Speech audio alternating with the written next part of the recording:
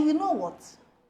Here, I'm coming to quote the minutes of the meeting of the Judicial Council, where the Chief Justice herself confessed that she spoke to President Nana Addo.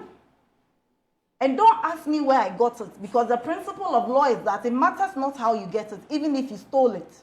And so don't ask me where I got it. This is quotes as was captured in the minutes of the Judicial Council meeting. She further indicated that she had received a letter from the President requesting for additional judges to the Supreme Court bench. She indicated that she received the letter from the Honorable Attorney General and Minister of Justice, Godfrey Dame, dated 20th June 2024, recommending persons for appointment to the Supreme Court. This is where it gets sweeter.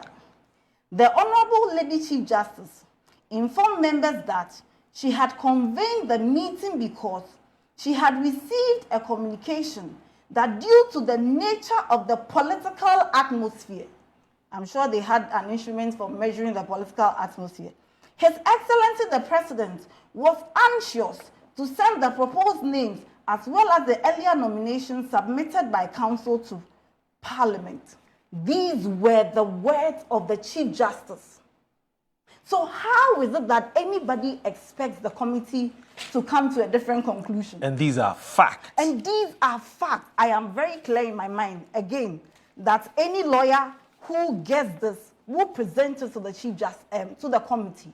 So the Chief Justice herself is saying that the President said because of the political nature, the letter must then emanate from me. You see, because the proceedings are in camera and the committee members cannot speak, there are so many things they cannot say.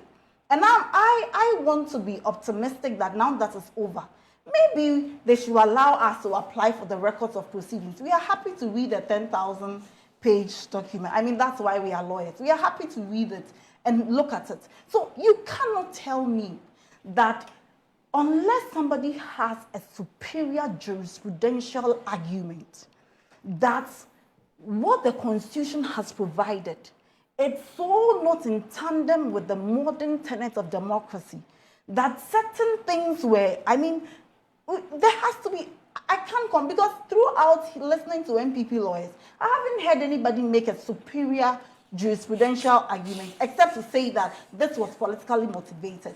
This, I have told you from the beginning, cannot be politically motivated.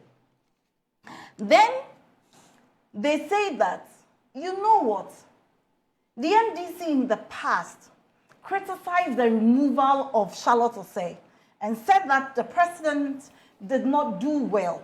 And so what has changed? In fact, yesterday, I've seen communicators of the NPP pulling out a Ghana Web report saying that President Mahama said the removal of Charlotte Osei was actually wrongful and politically motivated.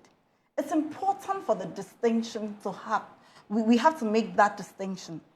That as lawyers, and I have told you, I'm just an advocate of procedural justice as substantive justice.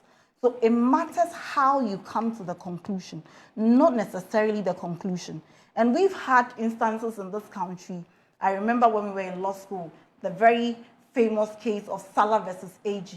The Attorney General lost, but he made a certain jurisprudential argument, which we call the Kelsenine theory.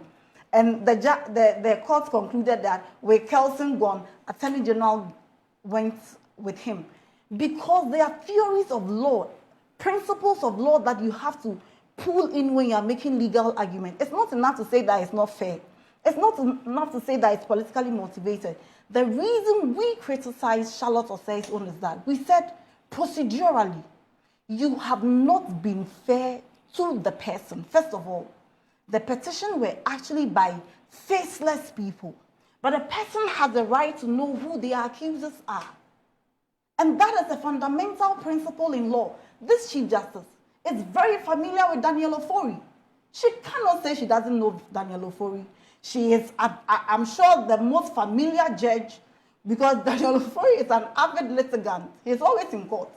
So she's very familiar with Daniel Ofori. The ACP who accused her of practically dehumanizing him in court, she's very familiar. So she cannot say that the petitioners are faceless, unlike the case of Charlotte Osei. Okay. The point also has to be made that in the case of Charlotte Osei, she was not given the right to have copies of the petition against her. Okay. That cannot be in tandem with natural justice. Okay. And you know what? Even in the face of error, in Charlotte Osei's case, they called the petitioners, come to Jubilee House and come and correct. Okay. That cannot be justice. And so let no one deceive the Ghanaian people that this is politically motivated. This is not politically motivated. All right. If anybody buried herself, it is the Chief Justice who brought this on herself. Okay. And in all these, I want any lawyer to point to me.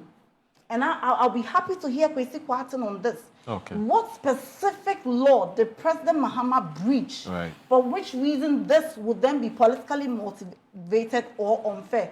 Until then, I think we have to celebrate our young democracy. All right. And Mo, while I conclude, you know why we have to celebrate our young democracy? Why? Because gradually, President Mahama is telling us that in our quest to reset this nation, in our quest to build the Ghana we all want, we ought not to countenance certain things. And I'm very optimistic that this will send a signal to every appointee that this is the same president that is able to remove Madame Vivian Lamte. This is the same president that is able to sack its appointee merely because she dreams of having money. Okay. This is the same president that is able to convict its own party member. Okay. And when your name is even mentioned in Galamsey, you'll be referred to Yoko.